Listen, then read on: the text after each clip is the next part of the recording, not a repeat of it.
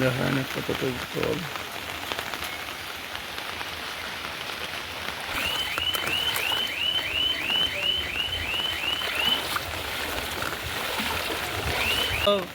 ভোরবেলা থেকে একদম প্রতিটা বাড়িতে, কারো উঠানে, কারো ঘরে। এদিকে একটা গলিতে ছিল একজন হ্যান্ডিক্যাপ, মানে এমন অবস্থা জল, ওনাকে বের করাই অনেক মুশকিল। ফায়ার সার্ভিসে খবর দিই, ফায়ার সার্ভিস আসে, ওনারা বের করে নিয়ে যায়।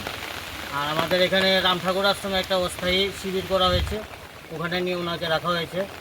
এবং আমি যাই এলাকাবাসী প্রত্যেককে বলে আসি যে রাম ঠাকুর আশ্রমে অস্থায়ী শিবির করা হয়েছে, বেশি অসুবিধা হলে আপনারা রাম ঠাকুর আশ্রমে আসবেন। পরিবার আছে এখানে বর্তমানে?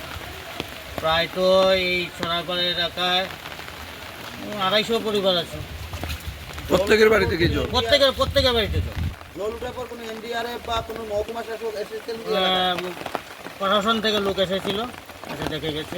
মহকুমা শাসক এসেছিলেন? মহকুমা শাসক আমার সঙ্গে দেখা হয়নি। আমার বাড়িতেও জল, ঘরে উঠে গেছে, জিনিসপত্র সব গুছিয়ে আমি বেরোলাম, ওই প্রত্যেকের সঙ্গে যোগাযোগ করলাম। আমার নাম কিছু সঞ্জন দে, ওয়ার্ড কাউন্সিলর, ডিএমসি 7 নম্বর ওয়ার্ড। ধন্যবাদ।